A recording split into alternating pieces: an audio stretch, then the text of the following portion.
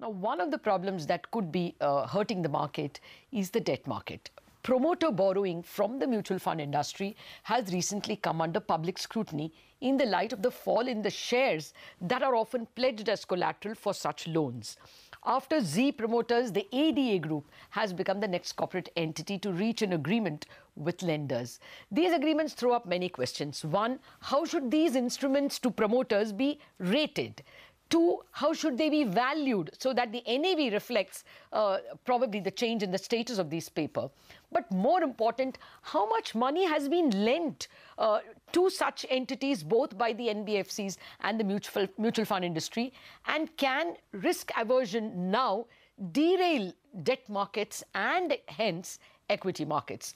To discuss all these issues, we are joined by a very eminent panel, actually. V.S. Rangan, Executive Director of HDFC, a veteran of money markets, A. Balasubramanian, CEO of Aditya Birla Sun Life AMC, and V. Srinivasan, banking industry expert now, of course, former DMD, Axis Bank. Gentlemen, thank you very much for joining me. Bala, let me start with you. This is a second agreement that the mutual fund industry and NBFC have reached with a promoter entity. My big problem is, how will you rate, how are rating agencies rating these instruments? Because clearly, if the pledge is lower, if the collateral is lower, it should be either both rated lower and valued lower, no? I think the way it's been shaping up the last 6 months, I think, as you rightly put it, since the time the Z issue happened. See, predominantly, if you look at most of the promoter funding in the country, is coming through the in the form of an equity, is coming through the borrowing against their own holding in the respective companies. So each of the companies have borrowed to the extent of say 50% of their holding, and by pledging the balance 50% as a collateral. In some cases it could be higher, but it keeps moving depending upon what the current market price is. And when the rating is being done, the value, there is some bit of the importance being given for the underlying value of the company.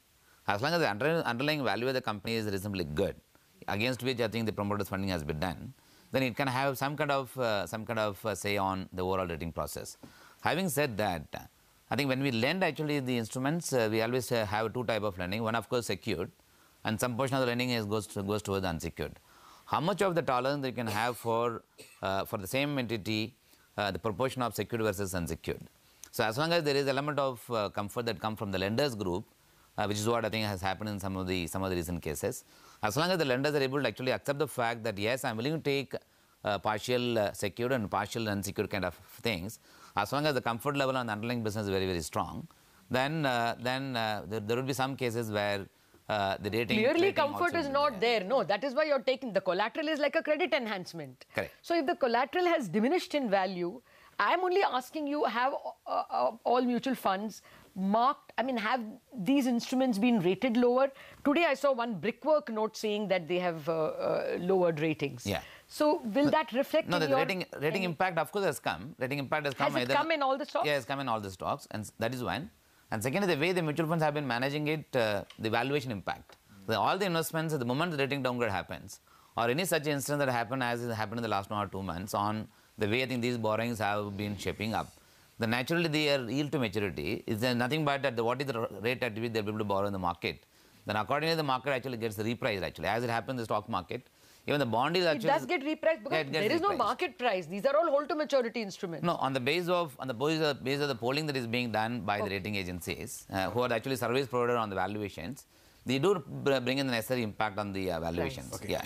Bala, good morning. You said that the way mutual funds have been managing, a lot of people saying perhaps mismanaging. Has this been a mistake of a bull market? There's so much money with the mutual funds, they don't know what to do, and such deals happening. At the end of the day, this is people's money at work, right? No, of course, I disagree with the way of putting it as mismanagement. So people may, of course, perceive it because at the end of the day, risk comes once in a while, doesn't come every day. And when this kind of risk arises, of course, one has to manage. All of us are managing public money. So we have to manage in differently the way I think how to protect the interest of investors. And whatever have been happening in the last 1 or 2 months, it's something is unique. At the same time, one should also not forget the fact that industry is about 5 years back at about 8 lakh crore. Today is about 15 lakh crores. And as it is, the industry is expected to grow actually bigger as time comes. So as the time evolves, naturally the risk, the way I think you manage the risk has to also undergo a change. So would this be a bit of a lesson, because the money is only going to increase, and that's the hope at least? Yeah, obviously, yes. I think one good thing on MF industry I've seen that last so many number of years, at every point of time, whenever such thing happens, the way I think the money is being managed, or the way the segment in which you give the money, all these come under the change and the form of new risk management practices. Okay, we also have two more gentlemen on the panel. We have Mr. V.S. Rangan, who is also joining us. Mr. Rangan, morning. I wanted to understand from you, what are the numbers involved? How much mutual fund money is actually locked with such promoter entities? And, I mean, there are various reports doing the round. There's one report I read this morning which suggested over 1,000 crores exposure is what mutual funds have only into the ADAG companies. What's your own, analysis? What are the numbers looking like?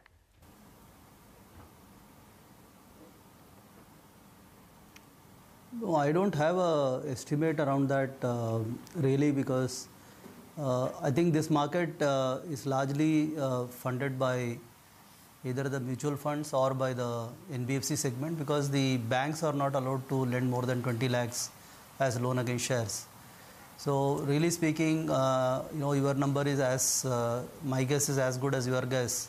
The last I read somewhere in the report is about 1 lakh crores of values of shares are pledged. Actually, we don't know how much is the loan against that, that value of shares which have been pledged.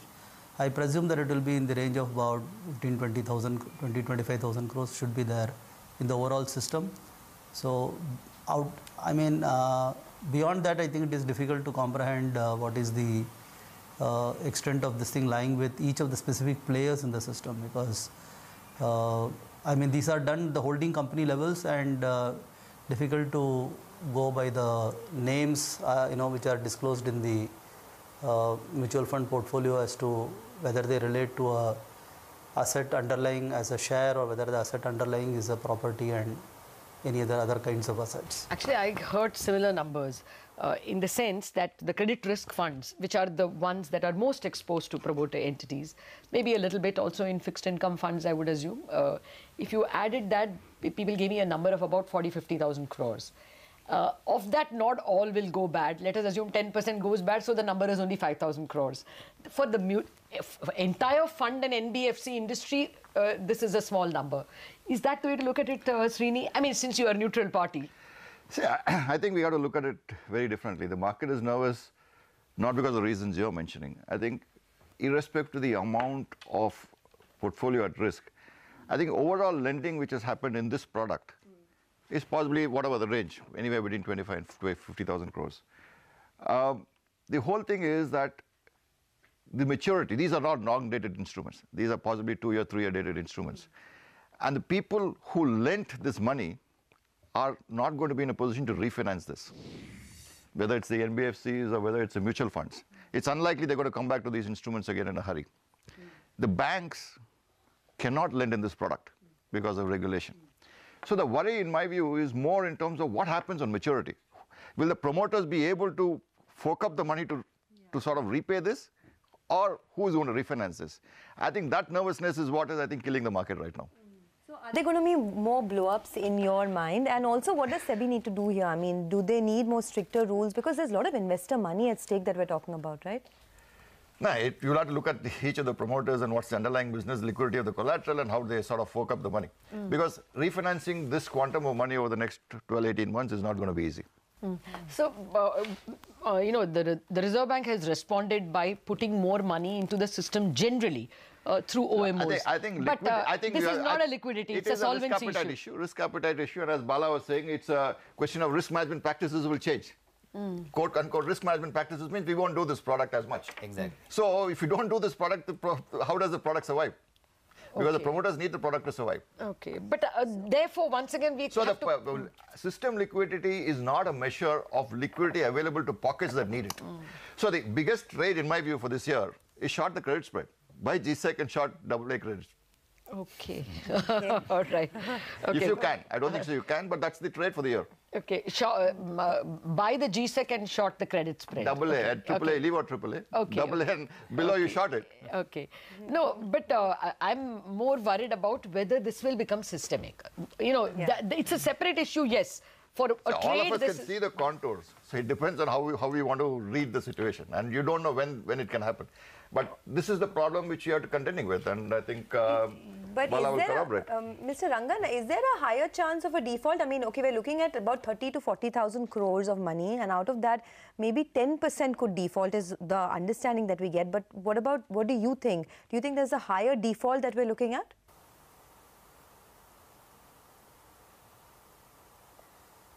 No, it's again very difficult to give an answer on that, but the way I would look at it is that whenever you go through these structures, normally you have the collateral which is given in the form of shares.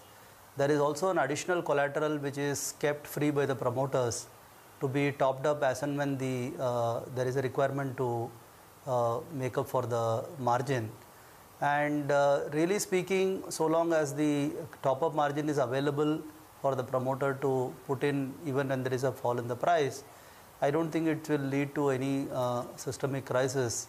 But if the top-up is also used up totally and this thing, that is where one may see a bit of stress coming in from some of the names. So we don't have the numbers in terms of how much is actually pledged and what is the value against it and how much is the extra available to top up by the promoters in specific situations of the companies which we are talking about. No, so it all depends on that actually. So to generalize saying that everywhere there will be a drop in the margin just because the prices come down, it may be true, but the margin can still be made up by the free shares which are held by the promoters. Yeah. Okay, no, Srini, we have to ultimately tackle how much is the money at stake. See, even Tata Sons can, take pledged money, pledge its shares. I don't think renewing that will be an issue. The AV Birla holding company may also pledge its shares. It's possible that they will also be financed because it's a large group with, several businesses doing very well. If the total amount of pledged shares is 1 lakh crore, and, one would assume half of that has been lent, assuming a 2:1. Then in 50,000 crores, surely there are a lot of promoters who will be renewed, no? The liquidity of 50,000 crores for the product should be available, irrespective of the quality of the promoter. Yeah, that is... Yeah. So that is where I'm saying it will be available for quality promoters, isn't it? So and I don't know, they'll not answer that. Okay, Bala, is the problem 50,000 crores? Is the problem half of it? Is the problem 20% of it? No, I don't think is an issue, given the fact that, see, most of the, as I mentioned earlier, this is one of the way of financing the needs of the promoters. And second is, it's not just only mutual fund in this market, even the NBFCs and other private equity investors also do, of course, lend against the promoters yes. holding. Okay, so therefore, money availability is not an issue.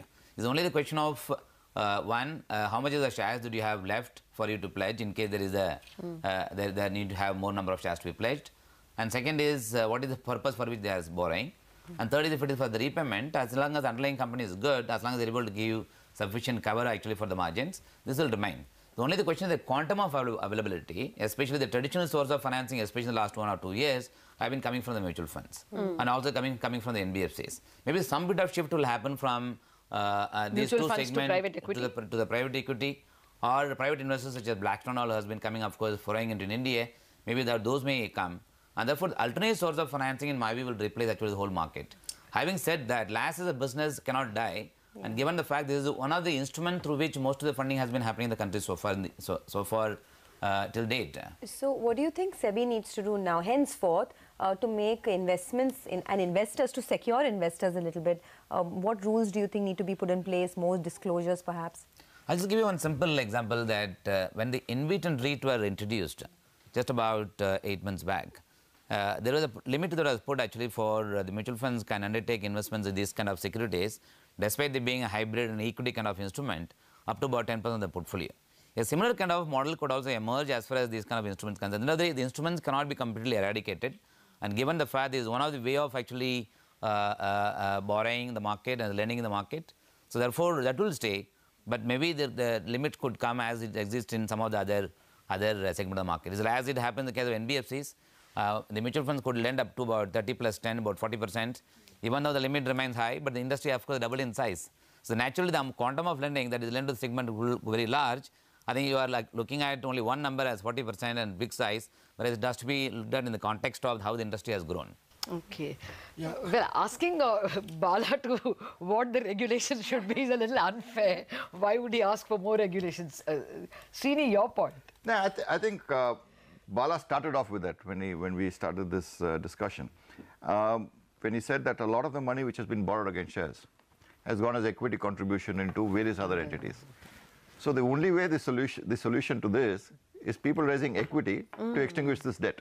Yes. So the ability to raise equity to extinguish this debt is going to be critical for this thing to continue without any accidents. Okay. Well, I have a slightly wider problem, and that is what keeps coming back to me. Mr. Rangan, you know, until now we thought NBFCs and HFCs have a problem because they have lent to builder loans and not just to home loans. And that is where the problem will come from, because they are not in a position to roll over. In the last 3 months since Z, we have learned that it is not real estate alone that is a problem, or builder loans. There is a second entity called promoter loans, which will also be a problem. Now this is looking like a larger issue. So therefore, do you think this tightness in the market can go away soon at all? I mean, GSEC rates have been cut, the repo rate has been cut, OMOs have been done, but do you see the cost of money coming down and availability of money improving at all? If yes, when?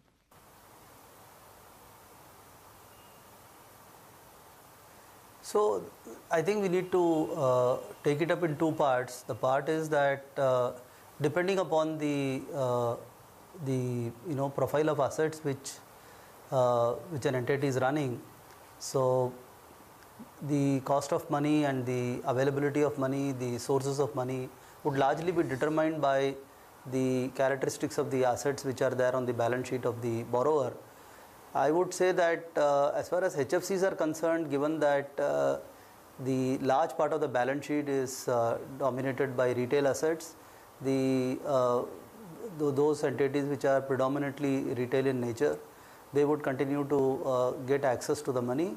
Of course, specific entities and this thing will have certain issues depending on their own balance sheets. But by and large, I think the availability of money either from the banking source or from the market sources to entities which are largely retail oriented and retail assets, they would be able to access the money, and at rates which would be it will be at the market rates almost, and the cost of and to answer the second part, where the assets are predominantly wholesale assets, either it is real estate or it is LAS or any other kinds of assets. Obviously, the availability will depend upon the quality of the assets they are running and how the lender is looking at it. And of course, the pricing for those kinds of risk would obviously be higher than compared to the retail assets which are there for Mr. Rangan, do you think, over the last 4 years or maybe 3 years, we saw a bunch of NPAs coming out of banks? Do you think that is what we are going to see with NBFCs now? I mean, like 20%. That was the limit, right? Not for PSU really. banks? As I said, it depends on... depending upon the characteristic of asset, as I said, if it is largely retail, I don't see any issue there at all. And again, in the wholesale assets, depending upon, there could be variety of assets there, and if you have lent to a project which is where the cash flows are reasonably happening, the necessity of accounts turning it into NPA will be very, very limited. But if it has been lent for a project where the cash flows are yet to come in or cash flows is not yet fructified, those are some of the projects where the difficulties may be there in terms of the asset classification as you talked about. So it will be very specific to institutions. I don't think it is going to be a generalized situation for everybody to get into that analysis. Sure. Srini, from your vantage point, do you think that this, I mean, it started off as just a plain vanilla liquidity issue. Now it's ballooned into a larger crisis, taking, a lot of sectors, real estate, etc. We understand that a lot of these housing finance companies are raising rates unilaterally across the board to force repayments. Do you see the situation worsening over the next 6 to 12 months? See, I think which a lot of discussion has happened, and I've seen this said by all of you also, that over the last few years since demon, I think the liquidity overhang forced money into products and entities much more than possibly what a normal lending to those pockets and would be. There's a correction happening. So clearly that money is not available today. So the money, exactly what you're saying would have to happen, where the assets will have to run down and generate the liquidity to take care of the liabilities, because fresh lending is not happening in those pockets. So whether you raise equity or whether you force asset repayments, that's the only way to sort of meet your debt obligations. So there has to be some amount of shrinkage or lack of growth to sort of make sure that you get to the normal trajectory. If you had run 3 years at 40% and the normal rate was 15%, you got to be at zero or negative for some time before you get back to the overall trajectory. And I think that correction phase is where we are in today, and it'll be painful. What is it in it for the equity markets? If debt is in problem, equity is one level below. Oh, okay. And if, as I said, if some of these loans have to get repaid, equity needs to be coming in. You also said that the one option is to raise equity, but that's been the big problem in this market. So as Bala is saying, you need sophisticated investors who are willing to buy it at a price with control or whatever to try and get in that equity. You're not looking at listed markets to generate this equity, which is clearly not going to be possible. You're going to look at structures and entities who can provide you equity in a different form. Okay. Okay, we have to take a mandatory break before 10. So, gentlemen, I think we have to end the conversation here. Thank you very much. Actually, this conversation, Mr. Rangan, Bala and Srini, has thrown up more questions.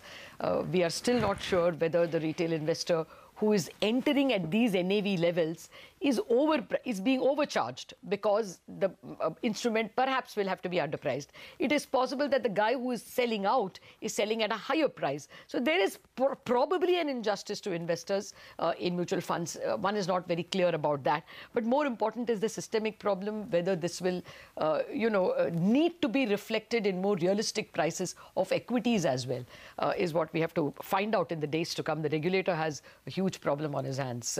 General liquidity is clearly not bringing home the bacon. What more can regulators do is what we have to ask.